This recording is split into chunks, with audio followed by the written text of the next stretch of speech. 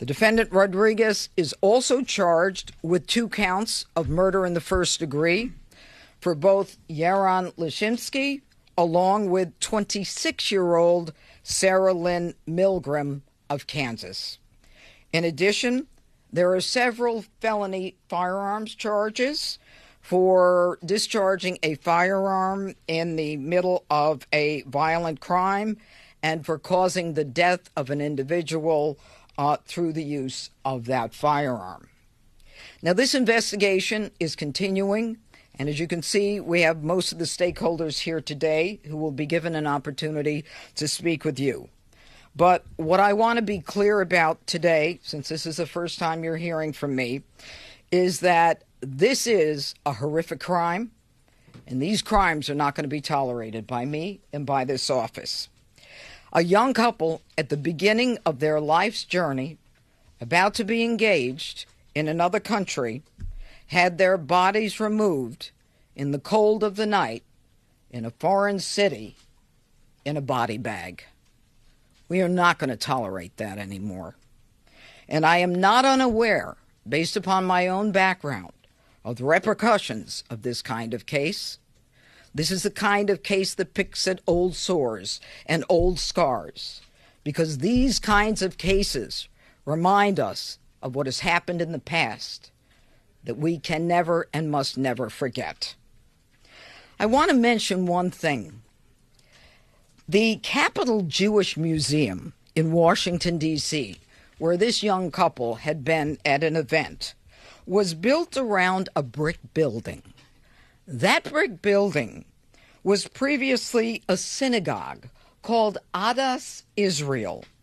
It was one of Washington's first synagogues, a congregation that was created in 1869.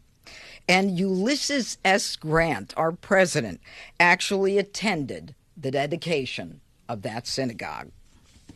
And so to this day, that synagogue and that area remains a cornerstone of the Jewish community in D.C. Let me also say that violence against anyone based on their religion is an act of cowardice. It is not an act of a hero. It is the kind of case that we will vigorously pursue. Anti-Semitism will not be tolerated, especially in the nation's capital. Now, we're going to continue to investigate this as a hate crime and a crime of terrorism, and we will add additional charges as the evidence warrants. So this charging today is the initial charge. Remember, we're less than 24 hours from the crime itself. And we are working furiously and diligently with our partners behind me. We've got massive amounts of evidence that we are vetting, we are verifying, and we are reviewing. This is the start and not the beginning. And finally, let me say this. President Donald Trump appointed me to this position. This is the nation's capital. We should all be proud of this capital. And the president wants D.C. safe. And I and the partners behind me are going to do everything we can to make people proud of this city, whether they're from this city, from the country, or from other parts of the world. Thank you. Now I'm going to call on Mayor Muriel Bowser. There you hear Interim U.S. Attorney Jeanine Pirro reporting on the charges late today. 31-year-old Elias Rodriguez of Chicago has been charged with 2 counts of first-degree murder and murder of foreign officials, of course, in the deaths of Yaron Lashinsky, who is 30 years old. He grew up in Israel and in Germany, and Sarah Milgram, who was just 26-year-old. She was from Kansas. Both of them were killed last night in Washington. Authorities telling us they were just days away from being engaged. Again, we'll have much more on these charges coming up on World News Tonight a short time from now. ABC News Live and abcnews.com continuing to cover it late today. And of course, for many of you here in the East, your local news is standing by. I'll be back with the entire team for World News Tonight. I'll see you then. Good day. This has been a special report from ABC News. And I'm Kenna Whitworth. Of course, you've been watching an ABC News Live special report there with David Muir as officials are giving new information on the charges related to the deadly shooting at the Israeli embassy. And to reiterate what David said here, the shooter is facing multiple counts here, 2 counts of murder in the first degree, along with several felony firearms charges. But it may not stop there. As we're hearing from officials, they will continue to investigate this both as a crime of hate, but also a crime of terrorism. And they warned that they could bring additional charges in this. Again, this is just 24 hours into this investigation. It has just begun. It is far from over. I do want to bring in ABC News senior White House correspondent Selena Wang, along with our ABC News Chief Justice correspondent Pierre Thomas and ABC News contributor and former FBI agent Brad Garrett. Thank you all for being here with us. So, Pierre Thomas, initially your reaction here as we're learning what these charges are. It did stand out to me because we heard officials talking about this earlier. They do view this as a terrorist act, and they haven't brought those charges yet, but this investigation just beginning there, Pierre. Just beginning, and we're getting some disturbing new details from the complaint, which we've just been able to look over. This was an execution by the accounts of law enforcement. The complaint lays out how they found surveillance video. And in the surveillance video, you can see the suspect shoot the 2 victims in the back and then stand over them and continue to shoot again and again. Law enforcement officials are saying that 9mm handgun was used in this and that at least 21 rounds were found at the scene. So we're getting more disturbing details about just how violent and just how cold-blooded this incident actually was.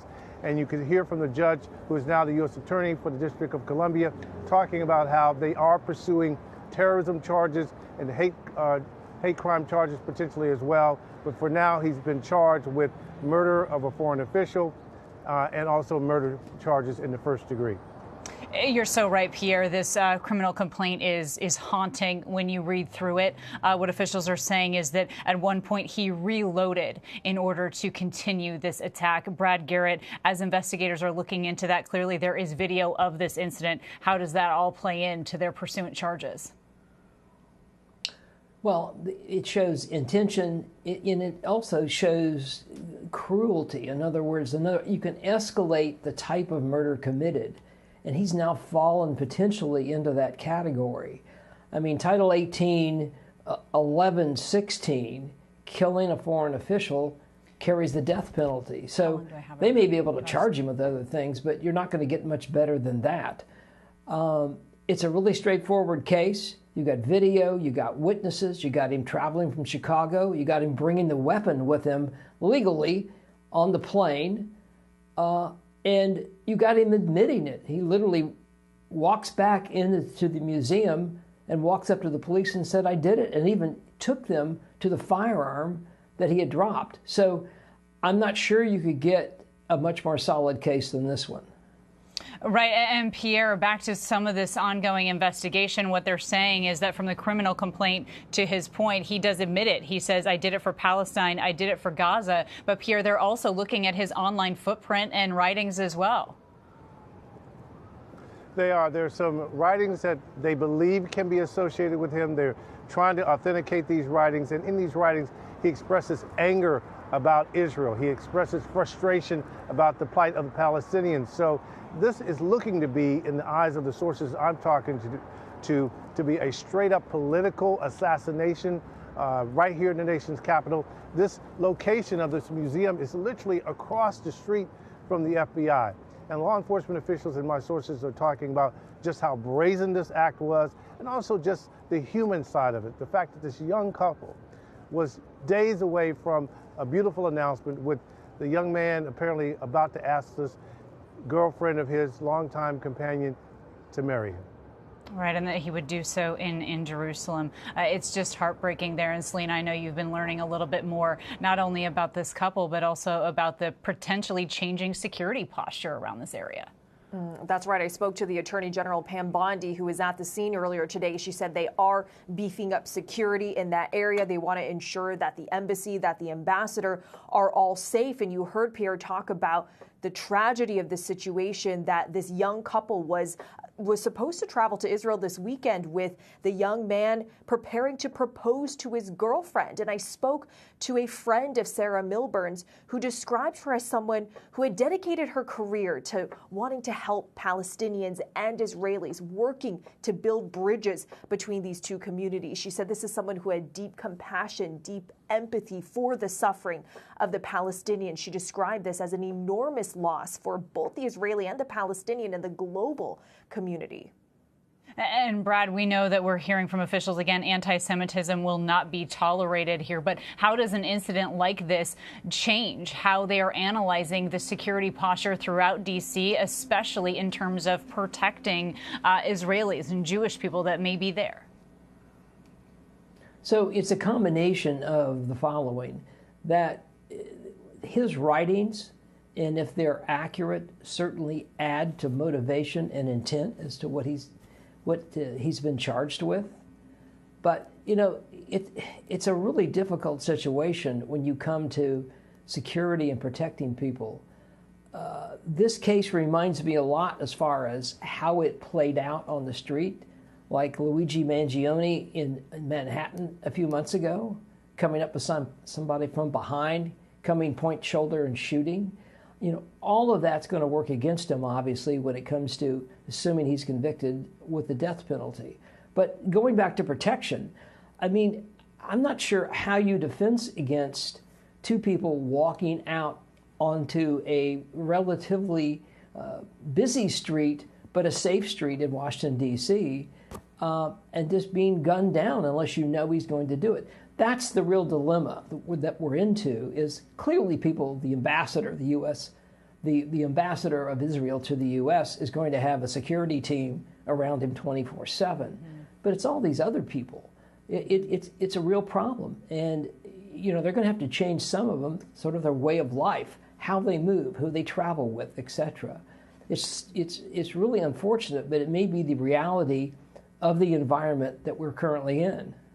Right. And Pierre, I know you have long reported on how challenging it can be for authorities to try to thwart a lone wolf attack like this. It sounds like we're also hearing from the police chief there that there will be an increased police presence around schools and Jewish community centers as well, Pierre.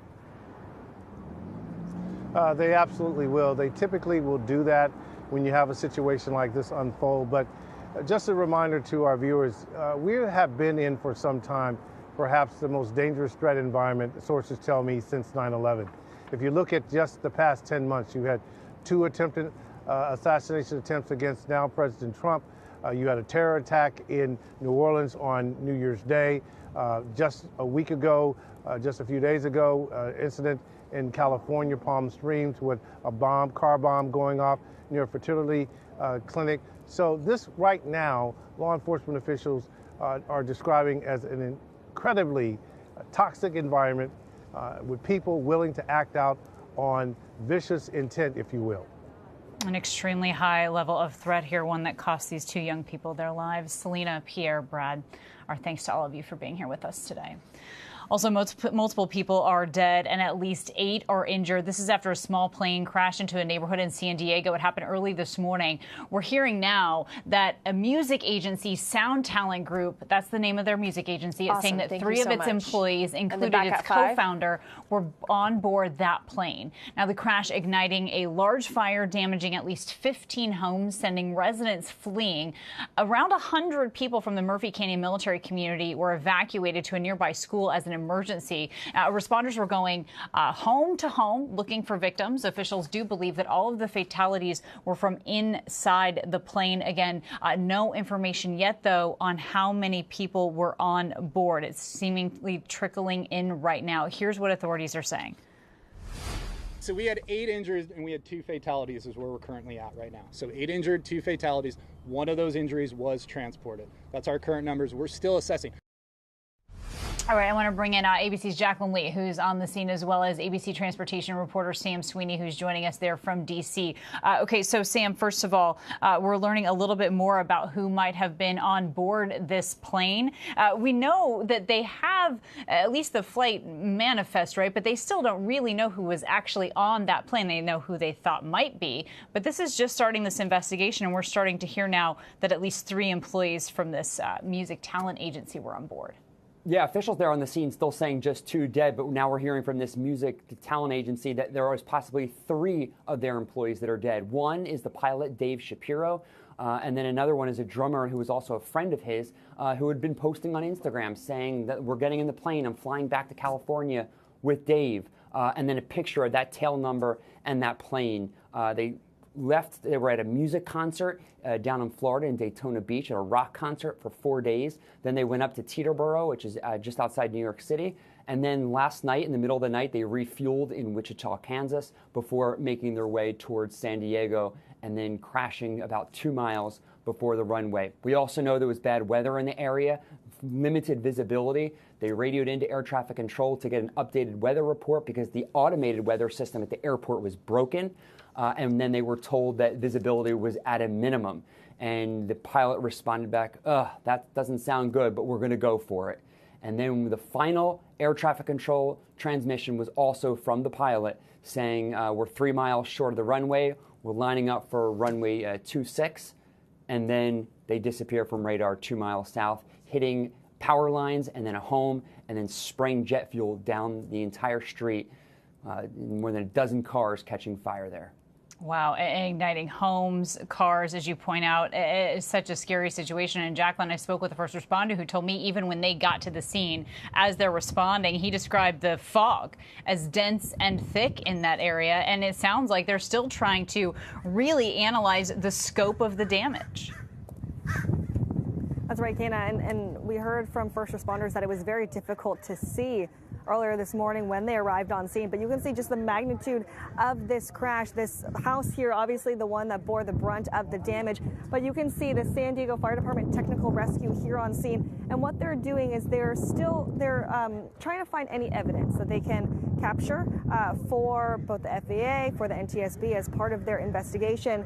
But what we saw, they told me that they were going to be shoring up this home. We saw several of these individuals inside searching it. And what they're trying to do is, what can they find? Can they find plane parts? Can they find, unfortunately, any bodies as a result of this? They're still combing through everything. And what officials have said is there is a very large debris field. This is going to take a lot of time.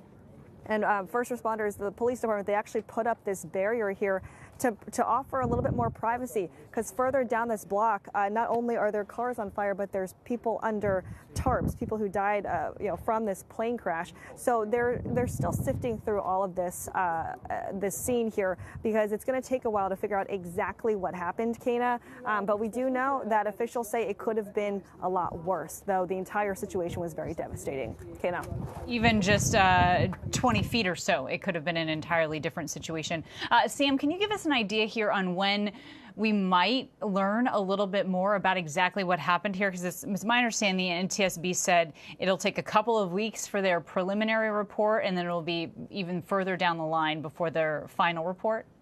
Yeah, the NTSB will not guess anything. They will go step by step, foot by foot in that neighborhood, and then they will bring that plane to another location, and they will go through it, inch by inch, and they will figure out what happened here. And of course, at the same time, looking for the so-called black boxes, the flight data recorder and the cockpit voice recorder from that plane. But we likely will get a preliminary report within 30 days, but we may not know the final cause of this crash for at least a year or two. At least a year or two. All right. Jacqueline and Sam, our thanks to both of you. All right, a major win for the White House and President Trump. House Republicans passing a mega budget bill that drives the president's agenda. After a marathon 21-hour hearing on Capitol Hill, extensive debates on the House floor, and many changes and compromises, the bill passed by a single vote. So now Trump's budget bill, it's titled the One Big Beautiful Bill Act, is one step closer to reaching his desk. First, though, it has to pass the Senate, where it is likely to face more challenges, perhaps even more changes as well, is what I'm hearing. ABC News' Christian Cordero is joining me now with more on this bill. So first of all, what did some of these hardline Republicans have to either give up, or what did they gain? And what does this ultimately mean for Americans? Well, it's a lot of things that were on candidate Trump's list of priorities here, Kana. Let's go ahead and pull that graphic back up and go through some of the really big takeaways here, right? Because the bill, as it passed through the House by the slimmest of margins, adds work requirements for able-bodied adults in order to receive Medicaid. The bill that passed has that kicking in at the end of next year. That was a little bit of a concession from the end of 2029. $230 billion cuts in SNAP benefits over the next decade, raising the cap on state and local tax deductions, SALT cap, as that's called, for households making less than $500,000, and a $1,000 Trump savings account, as it's called, for newborns born over the next 4 years. You kind of mentioned some of the concessions. You know, some of the pushback from folks here in the House, it ranged, of course, based on where their priorities are and party affiliations. But for hardline Republicans, the consensus really was that this didn't go far enough. Some of them ultimately said, let's go ahead and get this through regardless. And then, you know, there is also concern from the other side saying that if, in fact, this does take away Medicaid from millions of Americans, what would that mean? Kana. Right. Big questions there that I know that a lot of people, their constituents, are asking them. But so this bill's now going to the Senate, and we have been told now really all week that the senators really have some big changes that they want to make to this bill also. What are you hearing on the Hill?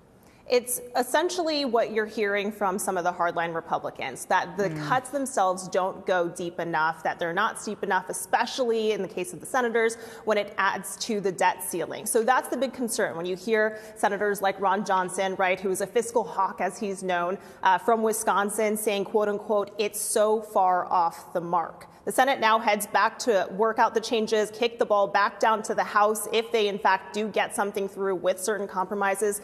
The goal from Republicans is to have this on the president's desk by the 4th of July. We'll have to see if they can work out the differences by then, Kana. All right, Christian Cordero, our thanks to you as always. Also today, a federal judge in Boston has blocked the Trump administration's attempt to dismantle the Department of Education. The judge issuing a preliminary injunction this morning that bars the firing of half of the department's workforce. The order from the Biden appointee marks the first time that a federal judge has determined the overhaul is unlawful. Lawyers from the Trump administration arguing that the effort to reduce the department would make it more efficient and is separate from Trump's vow to abolish it entirely. But also, a divided Supreme Court rejected Oklahoma's bid to create religious charter schools. The justices deadlocked 4-4 after Justice Amy Coney Barrett recused herself. So for more, I want to bring in ABC senior Washington reporter Devin Dwyer. Devin, we've talked about this. You've been watching this so closely. We knew a deadlock was possible, right? Especially because Justice Barrett's recusal, primarily because of her association with Notre Dame Law School.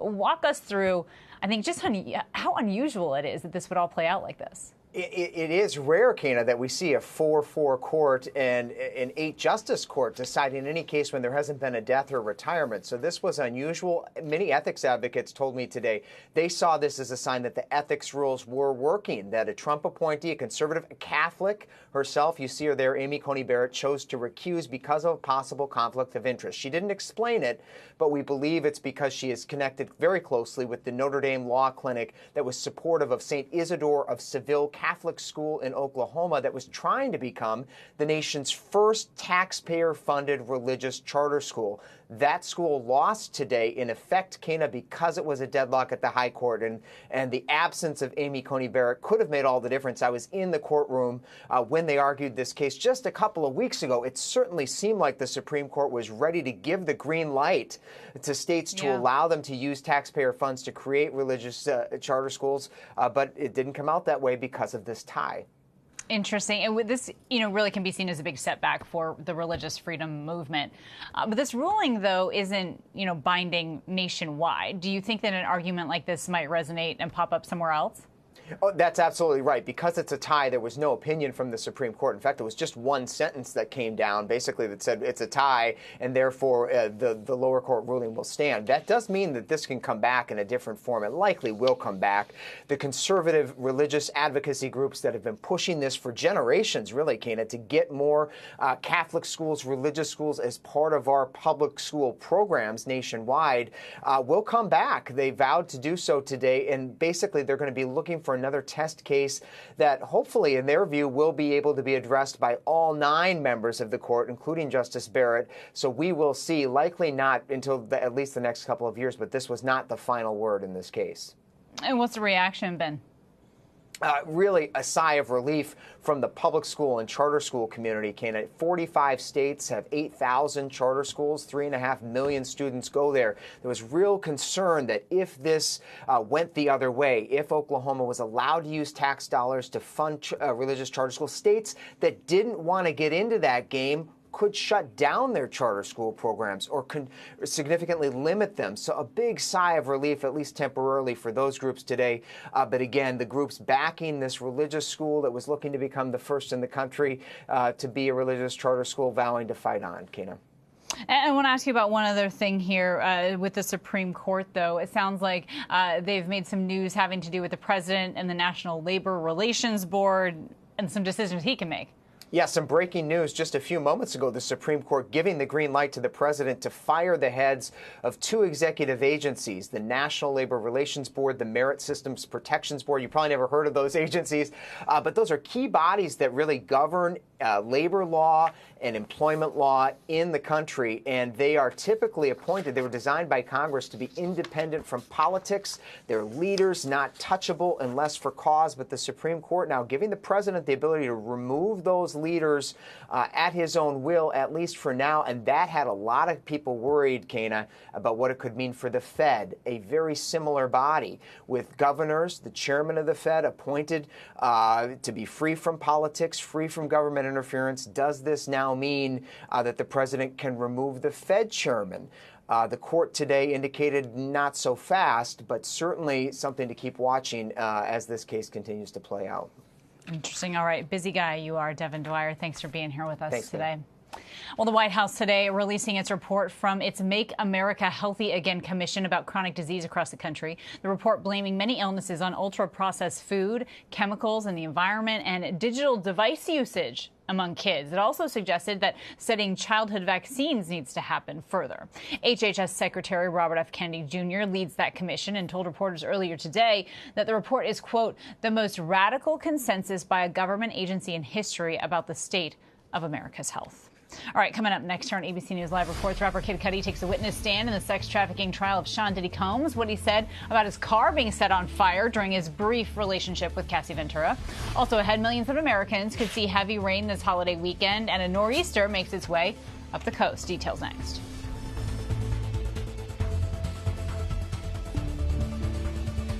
The news never stops. From Tampa, we are here tonight as Hurricane Milton has just made landfall. The surge just keeps coming up. Right on the border between Ukraine and Russia. We're in artillery position about 2 miles away from Gaza. And ABC News Live is right there everywhere. We're not far from where this rally took place, so just stick with us here. Traveling with the president to the U.S.-Mexico border. Here in London today. Off the coast of Gaza. Downtown Tel Aviv, rockets or missiles coming in.